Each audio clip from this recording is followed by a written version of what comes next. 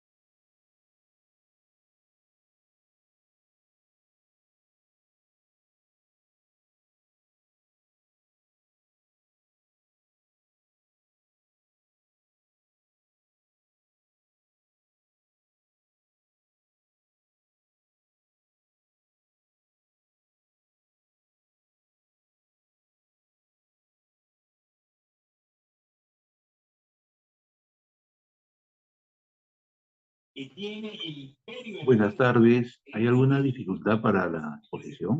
Gracias.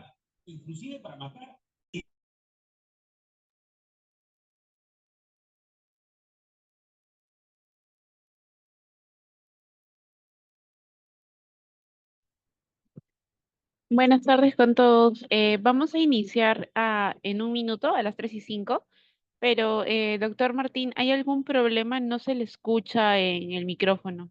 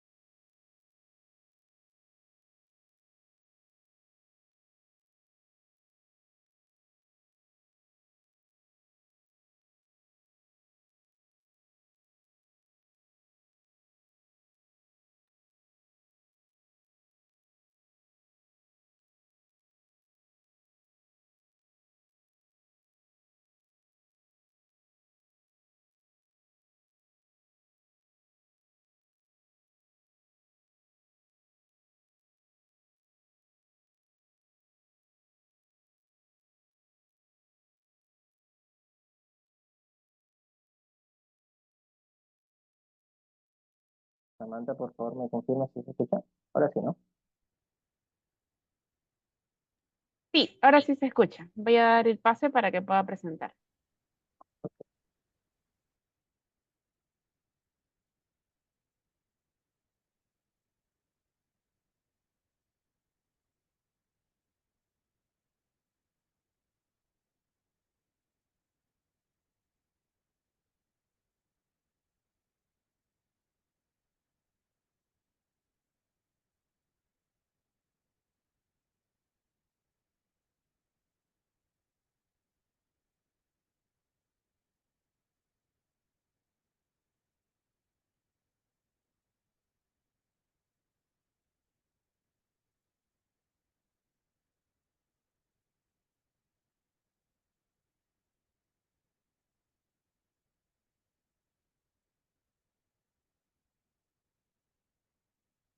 Bueno, bueno, vamos dando inicio a la presentación.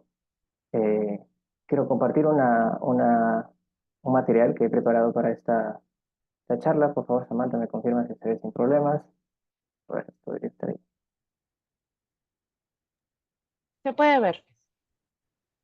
Ok, bueno, quisiera en primer lugar presentarme. Yo soy Martín Bravo, soy abogado laboralista. Me dedico a la defensa procesal de trabajadores y a la asesoría de empresas en materia de recursos humanos. También me aboco a procedimientos administrativos disciplinarios ante servir. eh, y bueno, también me dedico a la par del oficio práctico a la investigación especializada en Derecho del Trabajo. Y precisamente cuando recibo la invitación del vicerrectorado de investigación de la Universidad Norbert Wiener para intercambiar algunas ideas con estudiantes, bueno, he tenido a bien, me ha parecido pertinente, fusionar una problemática de mi práctica profesional con un ámbito del conocimiento, una porción del derecho eminentemente teórica, como es la teoría general del proceso. Es así que yo he seleccionado el procedimiento de despido, que veremos es un escenario muy problemático, pero también que se presta al ofrecimiento de muchas alternativas de solución, y también lo vamos a fusionar con la teoría general del proceso. Entonces se va a tratar de una conferencia de corte práctico, pero al tiempo de corte teórico. Y más que una conferencia, yo quisiera invitarles a que esto sea pues una estimulación para que ustedes puedan escucharme con atención, puedan recibir las ideas, pero una vez concluida mi participación puedan los conceptos más importantes que haya podido recoger, bueno, profundizarlos académicamente, teóricamente, comprobarlos, ratificarlos y, de ser el caso, confirmar lo que yo les vengo a proponer, que al fin y al cabo es una teoría, o criticarla. En cualquier caso, si es un pensamiento autónomo, eh, será más que bienvenido. Samantha, si me podrías apoyar con la admisión de los nuevos usuarios para no estar dando clic. Así que bueno, vamos dando inicio a la presentación. Y evidentemente, si vamos a tratar del procedimiento de despido, tiene bastante sentido aproximarnos a lo que es el procedimiento de despido, desde una perspectiva no solamente descriptiva, sino fundamentalmente crítica. Y como ustedes leen en la lámina, para mí el procedimiento de despido es una rara avis en el ordenamiento jurídico peruano. Es decir, es un espécimen único en su tipo. No hay otro como el procedimiento de despido en nuestro ordenamiento. Y al menos son tres las razones por las que yo sostengo esto. Como primera medida, tengamos presente que el procedimiento de despido incluye a solo dos partes, la empresa empleadora y el trabajador. La primera de ellas funge de acusador y también de juzgador, hace las veces de juez y de parte. Esto es contraintuitivo, contranatural de lo que nosotros tenemos por entendido, que supone es un proceso propiamente dicho, en donde hay la participación de una parte acusadora, una parte acusada y una tercera parte, en principio imparcial, llamada a resolver la controversia, ¿no? El clásico modelo de la heterocomposición. En cambio, en el procedimiento de despido, no. Quien acusa también va a juzgar, por lo que su imparcialidad, es de esperar, esté naturalmente contaminada, en principio al menos. Además, este procedimiento es de instancia única, ¿ok? A diferencia de otros trámites, no existe en el procedimiento de despido una instancia recursiva. El trabajador, una vez que se ha comunicado con la decisión del empleador de despedirlo, no tendrá la posibilidad de impugnarlo ante la empresa. Lo podrá hacer, sí, posteriormente ante un juez de trabajo, pero bajo condiciones materiales sensiblemente distintas. Ya no será un trabajador y ya habrá perdido los beneficios económicos y jurídicos que dicha condición le supone. La remuneración, evidentemente, los beneficios sociales, algún convenio colectivo que le haya podido dar beneficios también se va a perder, los seguros, los aportes previsionales, todas esas situaciones accesorias del vínculo laboral también las habrá perdido porque evidentemente todas dependen de la existencia del vínculo de trabajo. Y finalmente, el procedimiento de despido asume una particularidad porque se trata de un privado contra privado. Esta es probablemente la característica menos particular de todas, pero igualmente es llamativa, puesto que aquí, en el procedimiento de despido, es completamente ajena la participación de autoridades administrativas y judiciales. No va aquí a entrar a tallar ni SUNAFIL, ni el Ministerio de Trabajo, ningún otro tipo de organismo regulador, ni mucho menos un juez o un árbitro. Se trata de un privado, es decir, una empresa privada, derecho privado, contra un particular, que es una persona natural sujeta a las normas internas, en primer término, y públicas de derecho privado del derecho laboral, ¿no? Entonces, ustedes captan bien un poco de lo que yo les estoy comentando. ¿Acaso estamos ante la fórmula perfecta para la arbitrariedad? ¿Es el procedimiento de despido el caldo de cultivo perfecto para que se generen abusos contra la parte trabajadora? Bueno, ante ello yo me pregunto y les invito también a ustedes a preguntarse, si esto es así, ¿hasta dónde podemos aspirar defendernos en un procedimiento de despido? ¿De qué es digno el procedimiento de despido? ¿Qué puedo yo reclamarle? ¿Qué puedo yo esperar de él? Si las condiciones son ciertamente desfavorables. Es una geografía muy accidentada la que va a tener que transitar el trabajador. Ese procedimiento, ¿qué me va a permitir a mí? Vamos a intentar dibujar un poco, esbozar esos límites desde una perspectiva teórica. Pero antes de ello, yo les propongo dos reparos, dos cuestiones preliminares. En primer término, lo terminológico. Pareciera obvio, pareciera dispensable, pero en realidad no lo es, el de reparar en las palabras. Y si el procedimiento de despido se llama así, pues alguna razón debe haber. Detengámonos entonces en lo que es un procedimiento. ¿Qué es un procedimiento? Bueno, esta es una categoría bastante familiar para todos. Se estudian las primeras aproximaciones al derecho procesal y en general pertenece a la teoría general del proceso clásico. Pero, ¿qué es un procedimiento? De forma clásica podemos decir, sin miedo a comprometer algunas teorías modernas, que el procedimiento es una consecución de pasos ordenados, sucedidos en el tiempo, relacionados entre sí, con la característica de que va a tener un resultado final. Eso es una definición bastante políticamente correcta, si se quiere, del procedimiento. Y bajo ese entendido, básicamente todo lo que hacemos en nuestras vidas, en buena cuenta, es un procedimiento, ¿no? Lo que estamos haciendo ahora mismo es un procedimiento.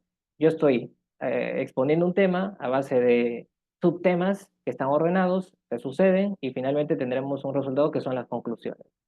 Algún negocio nuevo que se vaya a abrir, bueno, solicitará a la municipalidad correspondiente una licencia, una habilitación. Para ello presentará una solicitud, seguirá una consecución de pasos y tendrá la licencia. Lo mismo quien desea un brevete y lo mismo ustedes, quienes al final de su carrera pues van a optar por un título profesional, por el bachillerato en primer término y luego el título. Van a tener que presentar a la escuela la carpeta correspondiente, pagar los derechos, en fin. Es una consecución de pasos hasta que finalmente se obtendrá un resultado final. Eso es un procedimiento. Y bajo ese entendido, como les he dicho, casi todo es un procedimiento. Pero cuidado, que aquí tenemos que pasar al siguiente reparo, que es en el tiempo el segundo, que es lo contextual. Nosotros no estamos en cualquier escenario de los que le acabo de describir a ustedes. No estamos en el escenario educativo, ni municipal, ni civil, ni comercial. Estamos en un contexto muy particular, en el marco de una relación de trabajo, de un contrato de trabajo vigente, cuyas partes no son cualquiera. Un trabajador supone para el derecho una parte que merece una especial protección, especialísima protección, en todo sentido, no solamente en el sentido de normativo, sino en el sentido interpretativo. Entonces, definitivamente, y más aún al amparo del artículo 27 de la Constitución, que prevé un diseño eminentemente preventivo del abuso, es decir, del despido arbitrario, nos vemos obligados a entender el procedimiento desde otra perspectiva. No podemos asociarlo sin más a los que no son familiares, a los que pueden verse en sede municipal, en sede universitaria, en sede de cualquier tipo, evidentemente administrativa. Tenemos que eh, deconstruir ese concepto y encontrar una nueva definición que sea armoniosa con los estándares que nos exige la Constitución en temas laborales. Y es aquí donde yo recurro, y les invito a ustedes también a que lo hagan, a la moderna teoría general del proceso. Y cuidado, que el adjetivo de moderna no es gratuito, no es baladí, no es en vano.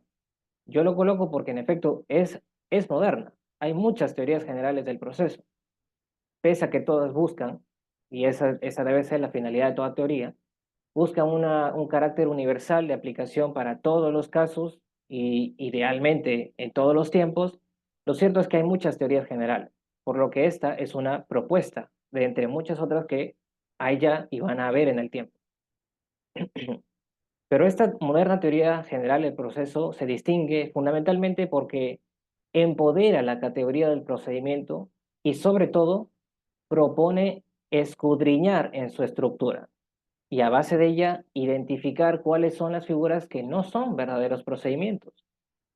En particular, la propuesta de Fazzolari, Elio Fazzolari es un jurista italiano que es recogido con mucha fecundidad por la doctrina brasileña, que ahora mismo se está escribiendo, y de forma muy tímida, pero ya decidida, también algunos profesores están recogiendo aquí en el Perú esta línea de pensamiento. Mazzaleri distingue entre procedimiento propiamente dicho y el proceso. Y en los términos de Freddy Didier Jr., que es uno de sus discípulos de Brasil, se propone la siguiente distinción.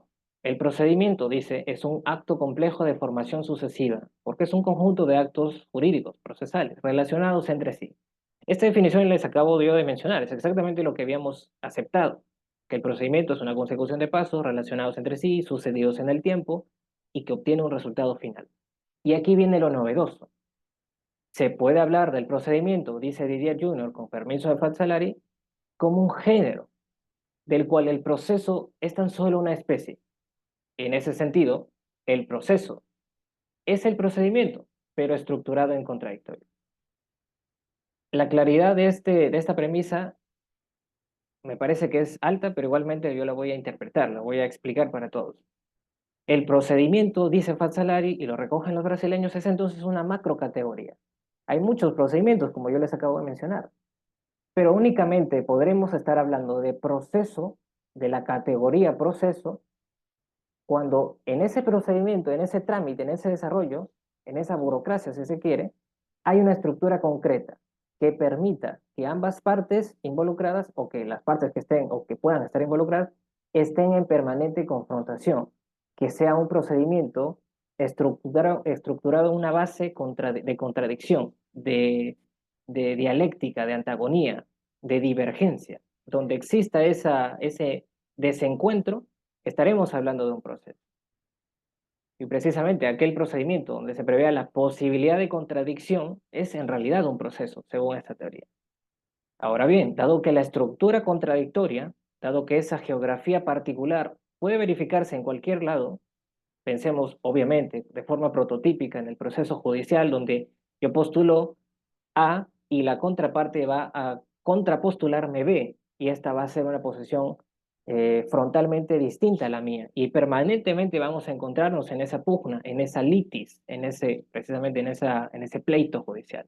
Pero lo mismo va a suceder en la instancia arbitral. Bueno, pensemos en un arbitraje laboral. El sindicato va a desear que su pliego de reclamo sea admitido en todos sus términos, mientras que la contraparte, la empresa, va a postular su propia propuesta. Y las dos van a ser antagónicas. O prefieres la una o prefieres la otra. Lo mismo podremos estar pensando, por ejemplo, en un procedimiento administrativo disciplinario, los famosos PADs ante servir, que aunque se tramitan en la sede administrativa, se verifica completamente de forma muy tangible el contradictorio, ¿no? La institución imputa a través de una disposición de inicio al trabajador la comisión de una serie de presuntas conductas infractoras y este tendrá la posibilidad de defenderse, de contradecirlo, de absolver, de descargar esa posibilidad, esa geografía. Ese diseño contradictorio justifica que todos los procedimientos que yo les he mencionado puedan ser calificados realmente como procesos. De esta suerte, dado que la estructura contradictoria puede verificarse en cualquier fuero, el proceso puede existir en la sede jurisdiccional, en la sede arbitral, negocial y, por supuesto, en el laboral.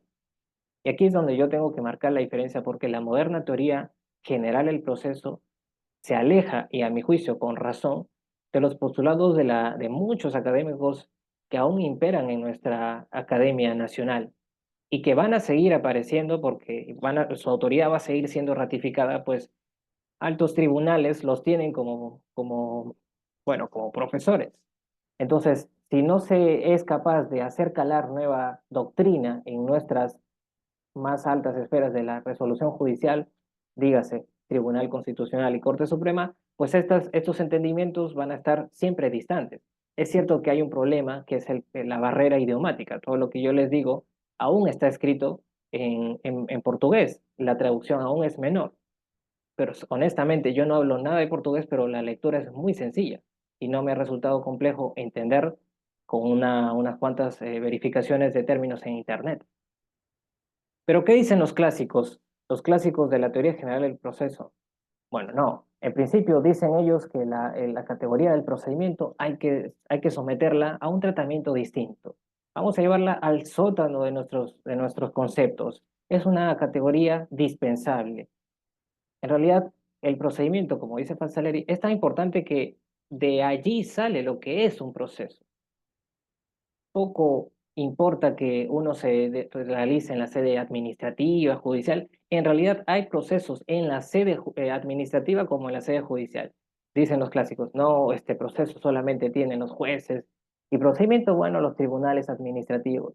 Pero yo les pregunto, ¿cuál es la diferencia entre un juez y un árbitro? ¿Cuál es la diferencia entre un juez y una administración pública que te va a resolver un recurso de reconsideración? Ambos están dictando derecho. En ambas sedes hay jurisdicción.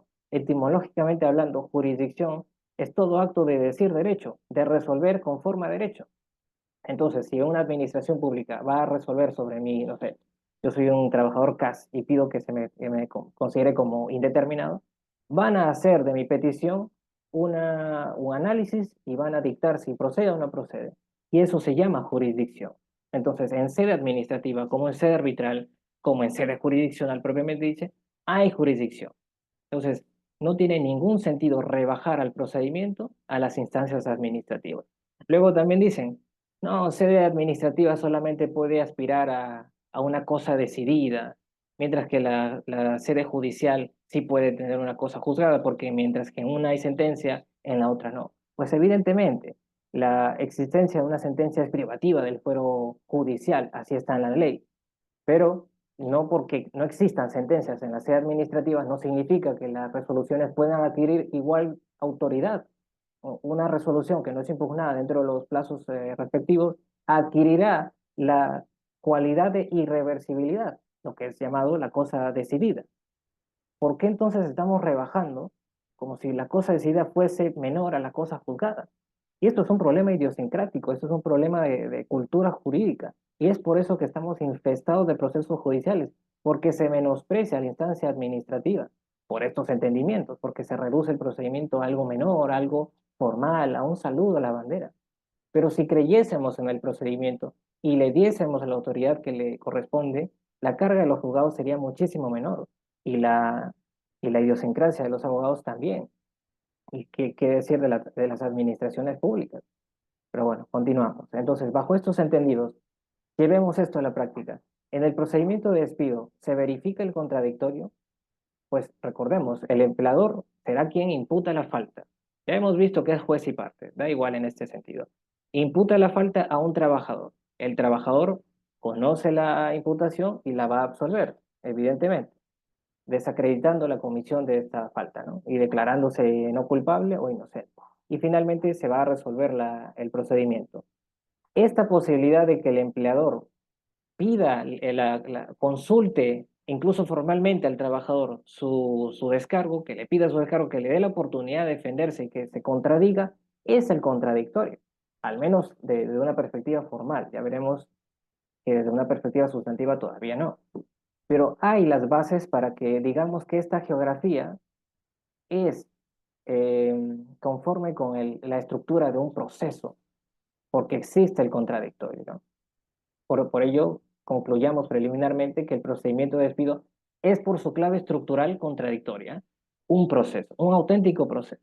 Y ustedes me van a decir, bueno, qué interesante, has cambiado una palabra por otra, pero en realidad las connotaciones, las implicancias, las repercusiones de esta determinación, que son teóricas, en el aspecto práctico son inmensas, puesto que declarar un proceso, un procedimiento como proceso es un pasaporte a la tutela constitucional. Porque aquí, ya que somos un proceso, tenemos derecho a pedir que todas las garantías constitucionales del debido proceso se desplieguen a nuestro favor. Esa es la importancia de todo lo que les estoy proponiendo, que más allá de las elucubraciones académicas y estrictamente teóricas, tiene un impacto práctico, evidente, tangible, palpable. Y eso es algo que la academia siempre tiene que tener presente. No se puede investigar porque sí, porque me gusta escribir, me gusta leer, quiero ver publicado mi paper en la revista tal. Eso no es más que alimentar el ego. Uno tiene que encontrar problemas prácticos y solucionarlos a través de la academia. Para eso existimos. Para eso debería existir la publicación, para encontrar problemáticas del día a día, intentar darles una respuesta. Hay un comentario. Intentar darles una respuesta satisfactoria, lógica, con base científica. La ciencia del proceso existe ya desde el siglo XIX. Entonces, valgámonos de lo que ya tenemos para solucionar problemas del día a día. Y ya veremos cuáles son ese tipo de dilemas que al menos en terreno laboral tenemos con mucha y preocupante frecuencia. Ya que el procedimiento de despido realmente es un proceso, y debería llamarse proceso de despido, lo mismo que el procedimiento administrativo disciplinario es un proceso, no es un procedimiento común y corriente, tenemos derecho a exigir, de que somos el trabajador, todo el despliegue de las garantías constitucionales del debido proceso. Empecemos por la presunción de inocencia, una de las categorías que pese a su connotada frecuencia, connotada presencia en el ordenamiento, es probablemente la que más brille por su ausencia en los trámites disciplinarios laborales. La empresa básicamente comunica al trabajador a través de la imputación de cargos una serie de infracciones y espera los 6 días y espera los descargos y listo, se deshace del trabajador. O sea, básicamente es cumplir con la formalidad de la ley. Pero la presunción de inocencia exige realmente que esa persona a la que tú le estás dirigiendo una acusación se mantenga inocente hasta la verificación cabal de su responsabilidad. Y precisamente lo que les decía sobre el contradictorio, una de sus facetas es la formal, pero otra sustantiva, dice Lidia Junior, es el poder de influir en quien me va a juzgar. No tiene ningún sentido tramitar un procedimiento si yo ya tengo predeterminada la conclusión del mismo. El trabajador tiene que tener la posibilidad de influir en quien le va a juzgar, en poder convencer, y esto se traduce, por supuesto, que la empresa tiene que dejarse convencer. Y esto va de la mano con la buena fe y el principio de veracidad. Ustedes, empresas, ¿qué quieren? ¿Sancionar sin más, deshacerse de este talento humano? ¿O quieren sancionar legítimamente? Que es completamente válido, es completamente legal. No estamos aquí en contra de las sanciones, estamos en contra de la mala fe para obtener a toda costa sanciones a veces irrazonables y desproporcionadas. También se deberá observar el principio de inmediatez. Esto es muy lógico. Una imputación no puede llegar luego de 3, 4 meses si la conducta infractora es menor. Pero esta inmediatez, por supuesto, debe leerse a la luz del principio de razonabilidad. Es cierto que habrá situaciones donde sí es admisible iniciar el trámite disciplinario mucho tiempo después y también será admisible resolverlo con la misma distancia de tiempo. Complejidades hay muchas y por tanto hay que amparar cada una de ellas. Legalidad y tipicidad, dos categorías absolutamente claves en todo procedimiento sancionador. Legalidad, que lo que me vayas a imputar como falta esté expresamente previsto en la ley como tal y en las propias normativas internas. Cada vez más vemos una tendencia en la jurisprudencia de la Corte Suprema que para sancionar el quebrantamiento de la buena fe, que es el literal A del artículo 25, se hermane la imputación con la norma interna que se tenga aprobada al respecto.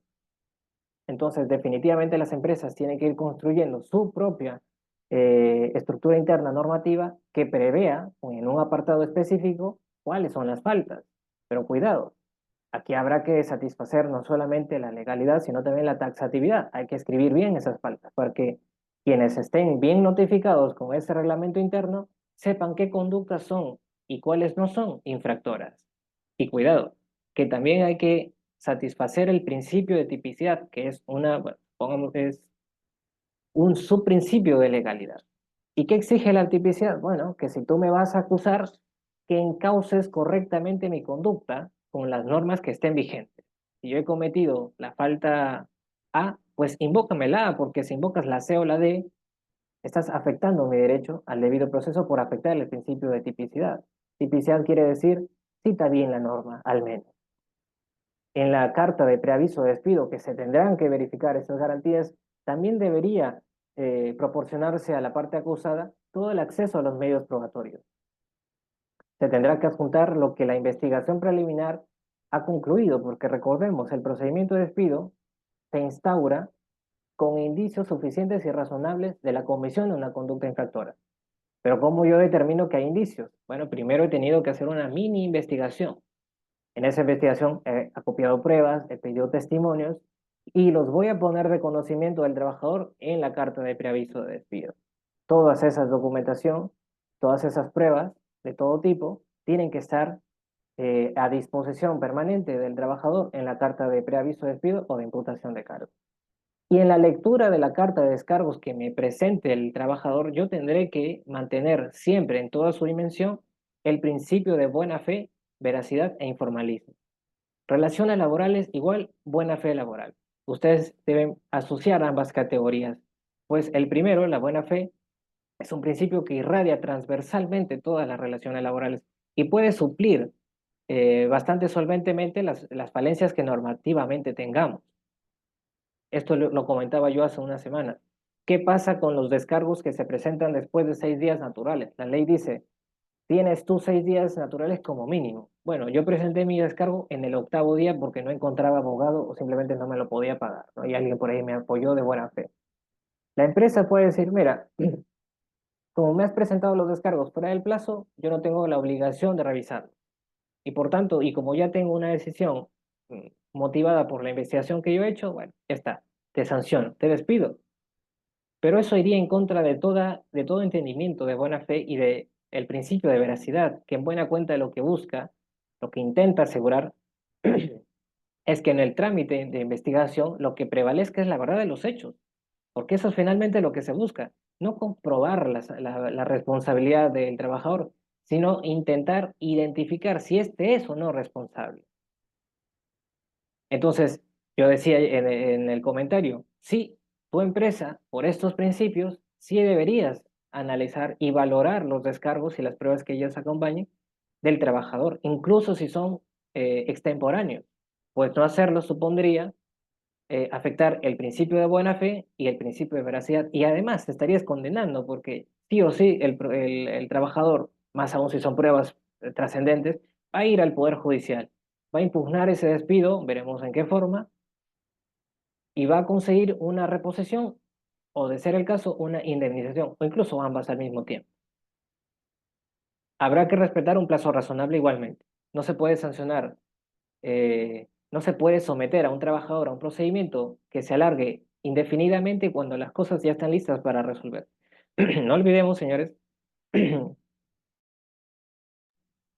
el trabajador que se ve sometido a una investigación disciplinaria se ve sometido también a fuertes cantidades de estrés, de angustia, de preocupación.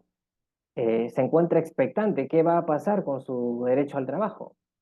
Por supuesto, si hay responsabilidad de por medio, estará más o menos justificado, pero no por ello se justifica un procedimiento que dure meses. Además que la inmediatez también lo impide. La motivación de las resoluciones administrativas, como la carta de despido.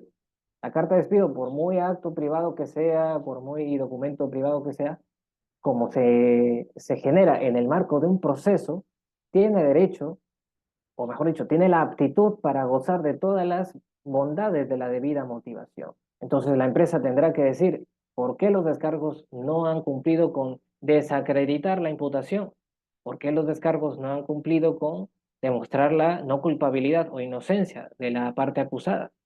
Tendrá también que valorar cada prueba incorporada por el trabajador y en función de ello, bueno, justificar la medida disciplinaria a imponer. Y si se impone una, principio ne bis in idem, justificará que luego ya no se puede imponer una después. Si yo he sancionado, supongamos, con una amonestación, luego no puedo reabrir ese trámite porque ahora se me antojó, pues, suspenderlo. Incluso si la medida hubiese sido correcta en cuanto a suspensión, bueno, ya se hizo una vez. No se pueden sancionar dos veces por el mismo hecho. Y como última medida, aunque ciertamente el principio, el derecho al debido proceso como derecho continente abarca muchas más y tiene una vocación expansiva, a mí me gusta siempre hablar de la proporcionalidad y razonabilidad, lo que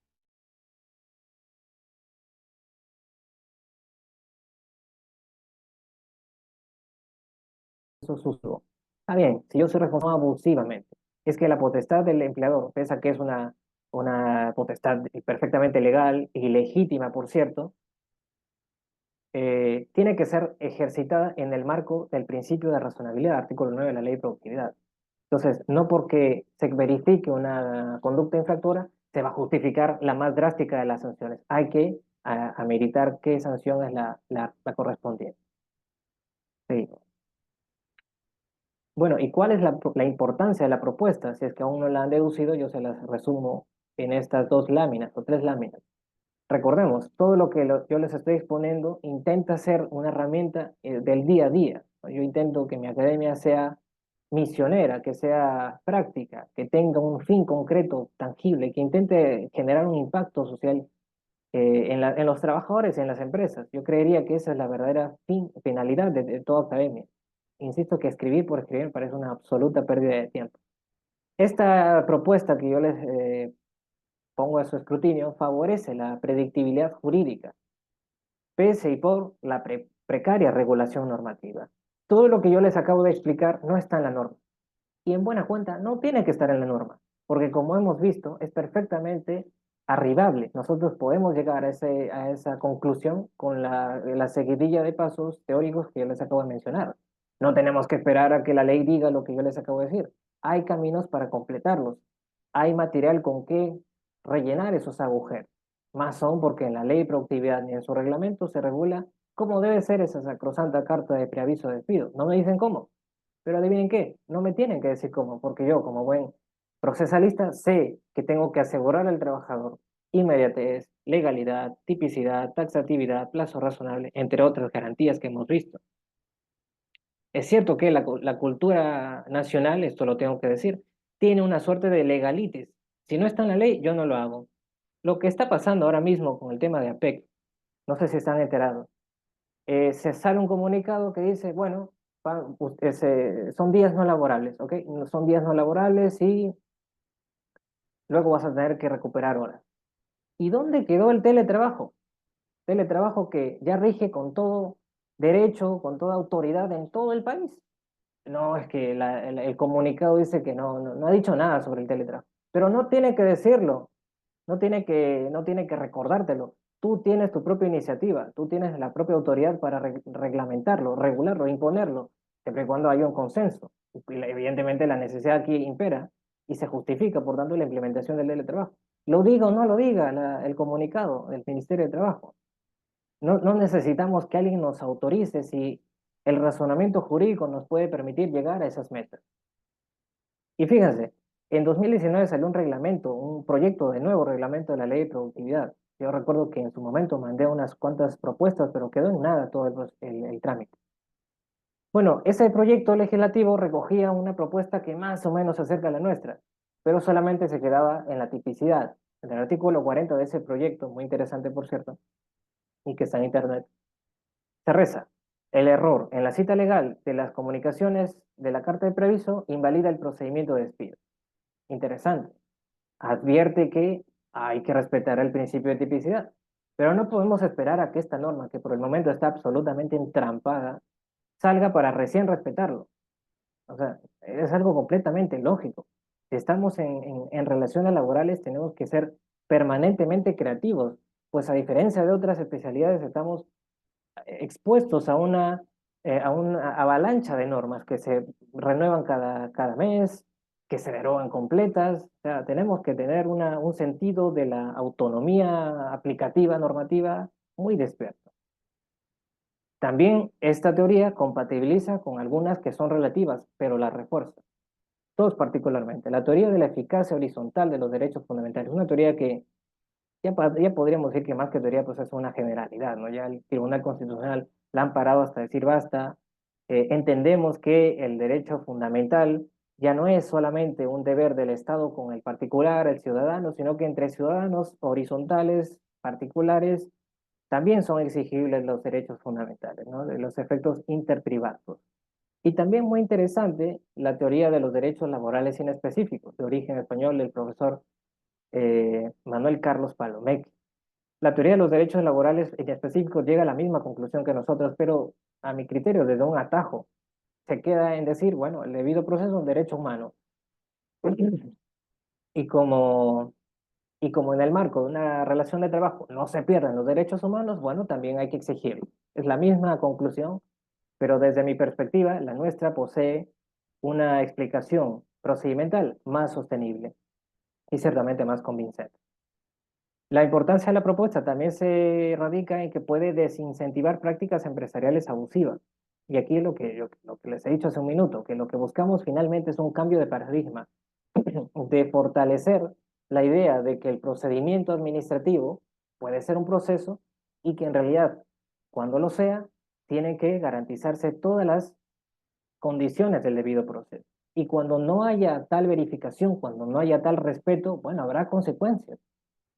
Y por supuesto, si el empleador sabe que si comete irregularidades, abusos, si comete falencias, bueno, le va a esperar más temprano que tarde alguna consecuencia económico-jurídica o ambas a la vez.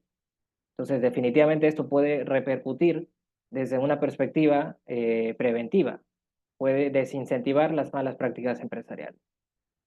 Y finalmente, y esto es muy, muy interesante, la propuesta puede favorecer la protección integral del trabajador despedido. Porque, bueno, hermanado con lo que he dicho hace un minuto, los vicios que se detecten en el procedimiento de despido ameritarán, de acuerdo a cada caso, la calificación y consecuente impugnación del despido. Allí donde haya afectación del debido proceso va a haber una causal de impugnación de despido. Ya veremos cómo lo haga cada defensa, ¿no? Según cada caso podremos estar hablando de un despido fraudulento, nulo, arbitrario, y todas las consecuencias que cada uno suponga. El fraudulento te permite reclamar la reposición, y las indemnizaciones por daño moral y lucro cesante. El nulo, la reposición y los sueldos caídos con sus saldos beneficios sociales. Y el arbitrario te permite la indemnización por despido arbitrario, tarifada legalmente. Artículo 31. Y finalmente, y aquí lo que me parece más importante, y les invito a que ustedes investiguen sobre esta categoría, es la consolidación, gracias a esta propuesta, de la figura del despido lesivo de derechos constitucionales. Espero que hayan escuchado de esta figura. Lo cierto es que su construcción, aún en desarrollo, es recogida muy tímidamente por ciertos tribunales del país y es desacreditada y ridiculizada por otro sector académico también de nuestro medio. Ellos dicen, estamos inventando despidos, pero ¿qué estamos aquí? ¿En dónde estamos trabajando? Estamos trabajando en el marco de una relación de trabajo, con todo lo que ello supone. Piensen ustedes en el artículo 29. El factor común de todas las causales de nulidad de despido es que se atenta con un despido fundamental a la igualdad, despido, a las mismas condiciones, a la no discriminación, etcétera. Todas esas vulneraciones encuentran su punto en común, yo les digo, su factor común, su punto en similitud, en que todas afectan a un derecho fundamental. Y el debido proceso, como lo reconocen los españoles, es un derecho fundamental, inespecífico, pero sigue siendo derecho fundamental. Si se, si se lo afecta, si se lo altera, si se lo vulnera, también dará pie a una nulidad de despido. Pero claro, ya que tenemos ese catálogo cerrado, que es el artículo 29, números clausus, no podemos decir que es un despido nulo. Por ello es que se crea la figura del despido lesivo de derechos constitucionales. Aquellas formas empresariales que atenten contra un derecho fundamental del trabajador, pero que no estén previstas en el catálogo del artículo 29 de la Ley de Productividad. Y si ustedes entienden bien, si la consecuencia de vulnerar un derecho fundamental es la nulidad del acto jurídico, pues entonces las consecuencias del despido lesivo también lo serán. Yo tuve oportunidad de compartir hace algunos años ya una presentación sobre este despido y concluí que la reparación económica debe ser la misma que a los despidos nulos. Pero claro, una cosa es explicarlo y otra cosa es que los tribunales lo vayan acogiendo. Muy tímidamente yo he tenido dos pronunciamientos al respecto y vamos ganando terreno poco a poco. Y bueno, eso ha sido todo. Yo les agradezco por la atención y le doy pase a Samantha para ver cómo continuamos. Gracias.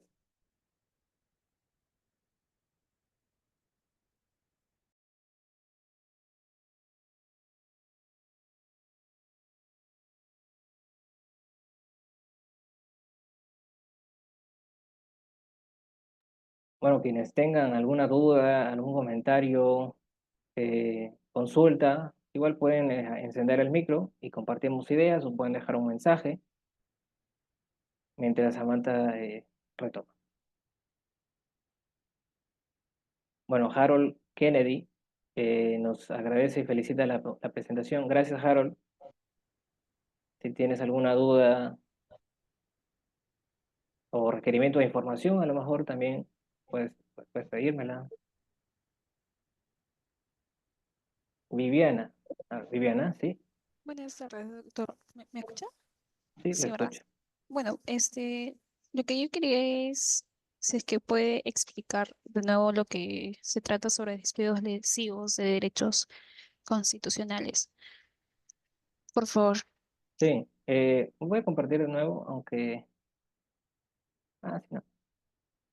Vamos a ver, tengamos presente el artículo 29 de la Ley de Productividad, ¿no? Que recoge los supuestos de nulidad de despido. Es muy interesante analizar esta problemática desde la teoría de la nulidad de los actos jurídicos. Les recomiendo que se aproximen así. ¿Ok? ¿Qué justifica la nulidad del despido? Pues una contravención insalvable al derecho. Y en este caso la empresa ha vulnerado un derecho fundamental del trabajador. La ley entiende que eso es lo peor que puedes hacer y por tanto la única solución es retrotraer todo hasta el momento previo. Precisamente por ello es que se declara la nulidad con el reconocimiento de los sueldos caídos y los beneficios sociales. Es decir, nunca ocurrió esto. Es tan malo que hagamos de cuenta que nunca ocurrió. Muy bien. Entonces, cada una de las causales de nulidad tiene su propia explicación, pero al fin y al cabo todas encuentran su punto en común en que todas han sido causadas por una vulneración a un derecho fundamental. Llevemos este entendimiento preliminar a algo más allá, supongamos, el derecho al debido proceso, propiamente como tal, no está en ese catálogo del artículo 29. ¿Y qué pasa? Yo digo, oye, pero es un derecho fundamental. Si es un derecho fundamental y me lo han vulnerado, ¿por qué entonces no lo anulamos? Ah, no, no podemos anularlo porque el artículo 29 no lo prevé. Es un numerus clausus. El principio de legalidad me impide invocar esa normativa. Entonces, ciertamente nos encontramos ante una insuficiencia de la norma que expone al trabajador a una indefensión, porque los dos trabajadores de un despido, uno nulo y el otro lesivo, han sufrido la misma agresión a un derecho fundamental. La diferencia está en que a uno le han vulnerado un derecho que está recogido en el 29 y el otro no. ¿Acaso el que sí tiene el caso regulado en la norma merece mejor protección que el otro? Evidentemente no. Entonces, ante esa insuficiencia normativa, es que doctrinariamente se va creando la figura del despido lesivo de derechos constitucionales, que es lo mismo que el despido nulo, pero que se aplica en todos aquellos supuestos que ya no entra el despido nulo, porque el despido nulo tiene una caja insalvable, una caja insuperable que se llama artículo 29, con todas sus causales. Cuando se superen las causales, la única solución que tú tienes es ir por el despido lesivo de derechos constitucionales. Yo les recomendaría, si es que ya practican, que lo postulen de forma acumulada, porque si lo llevan como su única propuesta, se enfrentan pues a la judicatura que no siempre es abierta y pueden sufrir por allí derrotas. Llévenlo como una pretensión subordinada y prueben suerte, ¿no? Poco a poco. ¿Quedó claro? Eh, Sí, doctor. Sí, doctor, y muchas gracias. Facundo Aliaga también nos hace una... Y nos doctor, pide buenas permiso. tardes. ¿Qué Buenas tal, tardes, Facundo? doctor. Gracias por la exposición. Y me generó, realmente me quedé un poquito con la duda, no le entendí la parte que mencionó usted, cuando el empleador, no superada el plazo para hacer el descargo, recibe de manera extemporánea el descargo del trabajador. De alguna manera mi consulta va en el sentido de que, por ejemplo, si transcurrió un día o fue un día siguiente, porque el día fue domingo y la notificación del empleador fue, inclusive la notificación del empleador fue vía correo, vía correo electrónico, ¿hay alguna manera de contradecir esa acción del empleador en el sentido de que no ha guardado de alguna manera el debido respeto al proceso, ¿no? Pasó un día porque no me recibiste la notificación, que fue domingo, y ahí le aplicaron finalmente el despido a la persona, ¿no? Entonces, no sé si podría ampliar ahí. Gracias. Gracias, Facundo, por la pregunta. Bueno, lo que les comentaba es una propuesta mía, ¿no? La ley es clara, dice, tú antes de despedir, dale una posibilidad de defenderse. Dale no menos de 6 días, pueden ser 6 días, pueden ser 15 días, no menos de 6, y natural. Por ello es que se aperturan medios virtuales para que no haya problemas con que caiga domingos o sábados. Pero ¿qué pasa cuando el trabajador, como lo comentaba en la ponencia, bueno, se le va el plazo, se le va el plazo, bien notificado, eso sí. Se le fue el plazo porque no tenía los medios para agenciarse de un abogado o no sabía cómo actuar o tiene problemas de afrontar problemas o situaciones problemáticas. En fin, se le va el plazo. Eso significa ya que la empresa se siente habilitada, legitimada para imponer sin más el despido o la medida disciplinaria que tenga bien imponer. Pues desde mi perspectiva, no. Habrá quien diga que sí, Facundo. Habrá alguien que diga, oye, claro que sí, pero estás limitando el derecho a sancionar. Y puede que tenga también razón porque ellos están valiéndose de la norma. La norma dice, dale no menos de 6 días. Pero aquí vienen las propuestas que yo les he traído. El trabajador dirá, en el séptimo día, en el octavo día, oiga, está bien, se me ha ido el plazo, pero tú lo que quieres hacer para conmigo no es sancionarme, es investigarme. Y si es que a partir de tu investigación determina responsabilidad, bueno, me vas a sancionar. Pero si tú me sancionas sin atender mis descargos, pese a que hay pruebas determinantes en ellos, bueno, yo voy a recurrir a la vía porque tú estás faltando al principio de buena fe laboral, al principio de veracidad, de impulso de oficio y verdad material, principio de informalismo, que también rige en los procedimientos administrativos. Entonces, si nosotros empoderamos a la sede administrativa y le hacemos digna de todas las garantías constitucionales, es posible exigirle a la empresa en esos escenarios que valoren nuestros descargos. Pues de lo contrario, estaríamos ratificando lo que en realidad es un Vox Populi, ¿no? Que los procedimientos son un saludo a la bandera. Investígale. Permíteme convencerte de que soy inocente, presunción de inocencia, poder de influencia, según los brasileños. Si ello está, si ello se entiende, si ello está conforme, bueno, la empresa tendría la obligación de revisarlo. Pese a que sea un descargo extemporáneo, a estos efectos, la extemporaneidad no es una causal de nulidad del descargo, ni de invalidez. Simplemente justificará que la empresa pues, tome decisiones para que esto tampoco se alargue tanto, ¿no? Esa es mi propuesta, sin embargo, como te digo, Facundo, habrá quien diga, no, sanciono sin más. Pero bueno, espero satisfacer tu pregunta. Gracias, doctor. Gracias, Facundo.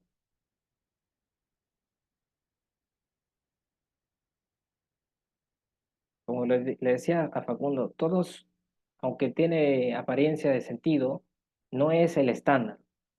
Hay sectores, fundamentalmente del otro lado de la orilla, digamos, que dirán todo lo contrario, ¿no? Dirán que las mías son construcciones ilegítimas, pero es así.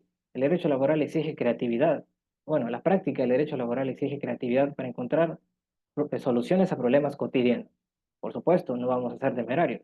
Tenemos que sustentarnos en normas vigentes, en teorías vigentes, y poco a poco ir calando nuevas ideas a nuestra escena. No podemos quedarnos con definiciones de la década de los 80, 70, cuando en realidad hay nuevas y frescas teorías que en nuestro contexto son de muy amplia aplicabilidad.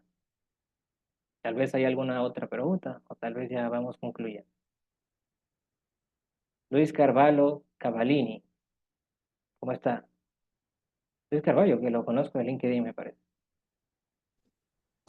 Doctor, muy buenas tardes. No sé si me escucha.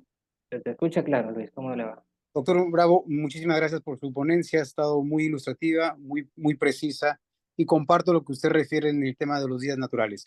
La siguiente precisión que quiero hacer es cómo va. El día de ayer leí que decía un anunciado, no se puede despedir durante el periodo de prueba a una mujer en estado de gestación.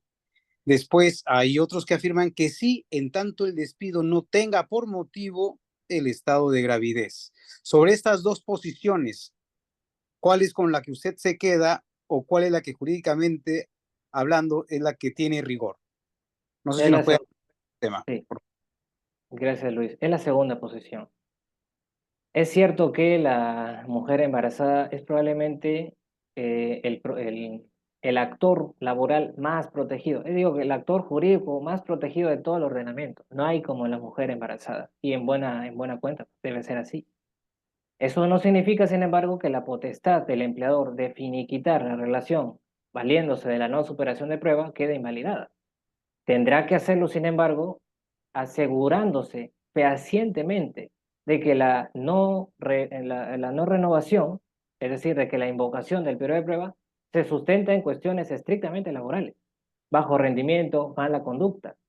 Si no es capaz de demostrar cualquiera de estas dos condiciones, la ley le va a imponer una presunción en su perjuicio y le va a decir, tú la has sacado por embarazada. Hay que batallar contra esa presunción. ¿Y cómo se hace? Bueno, demostrando, por eso es absolutamente fundamental, como cuando tenemos trabajadoras en estado de gravidez, mantener un registro pormenorizado de su rendimiento, para que cuando tengamos la necesidad o la obligación bueno, de desvincularla, pues podamos acreditar que la medida ha sido adoptada dentro de los márgenes de la legalidad y que no ha sido un arbitrio, que no ha sido un abuso de derecho. Esa presunción, Luis, es muy compleja de superar. Así que si las empresas no tienen la condición de probatoria suficiente, pueden tener la mínima, pero no suficiente, van a perder en una impugnación. Así que ese periodo de prueba se pone entre comillas cuando se trata de trabajadoras en estado de gestación. Muchas gracias. Buenas tardes. Gracias a ti, Luis.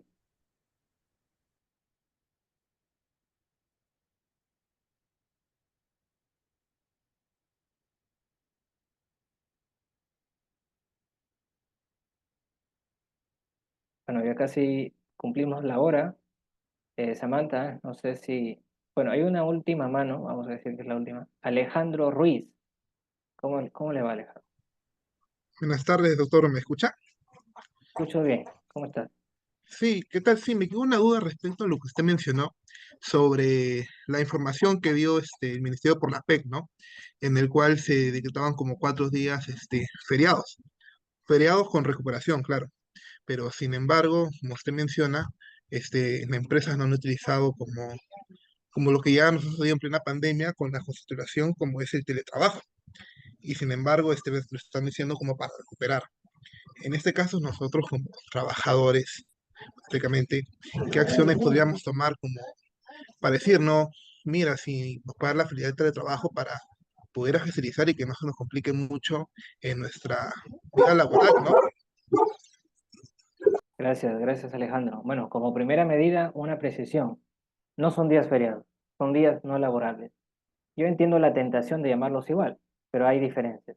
El día feriado lo establece la ley, ¿ok? Y es para todos. El día no laborable lo establece el gobierno de forma puntual para determinados días cuando tenga que ser y solamente para el sector público. Y si quiere se acoge el sector privado, pero casi nunca quiere. Entonces no son lo mismo. Pues bien, ¿qué pasa con el comunicado? Ustedes recuerden, ustedes son parte de una relación laboral y por tanto, en principio, los términos de la misma se pueden regular entre ustedes mismos, más aún cuando hay una norma hábil y vigente en este momento que es la ley, la nueva ley del teletrabajo. Entonces, si tu puesto, Alejandro, es teletrabajable, espero que así lo sea, yo no vería ningún impedimento para que tú le propongas a la entidad para la que trabajas no irte esos días, sino teletrabajar esos días. Por supuesto, tendrás que obligarte a dejar constancia de todo tu teletrabajo. Lo primero que tienes que asegurarte es que tu puesto pueda laborarse desde esa modalidad, ¿no? Si eres del sector, no sé, manufactura, imposible, pero si eres un teletrabajador, digamos, un contable que tiene la posibilidad de hacer labores remotas, bueno, en buena hora. Si eso es así, y dado que hay un supuesto de fuerza mayor que justifica la adopción de medidas y tú no quieres comprometer tu semana subsiguiente, bueno, pide el teletrabajo. Entendería que la entidad tiene todo a la mano, toda disposición para concederlo, pero es cierto que al tratarse de un acuerdo puede no ser concedido.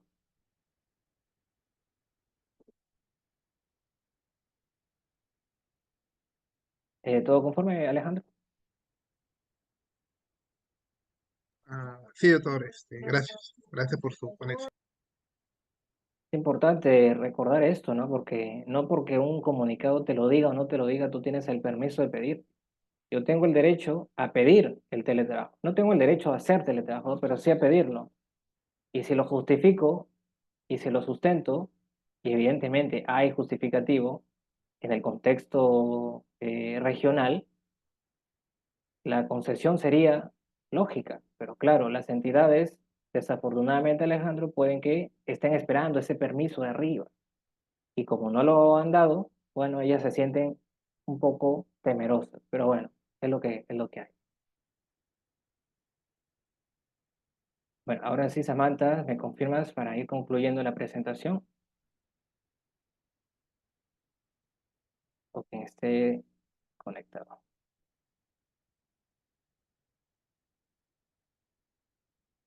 Hay un link de asistencia, pueden anotarse allí. Imagino que para los fines de la acreditación, la certificación tal vez, así que pueden entrar a ese enlace.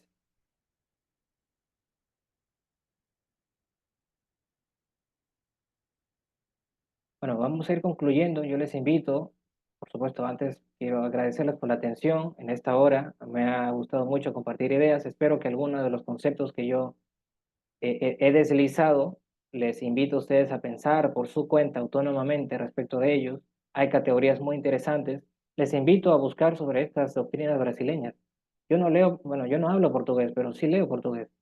Es muy fácil, inténtenlo. Van a darse cuenta que hay un mundo de conocimientos a nuestra disposición. Y lo mismo me imagino con italiano, bueno, ya no les voy a decir con francés, pero inténtenlo.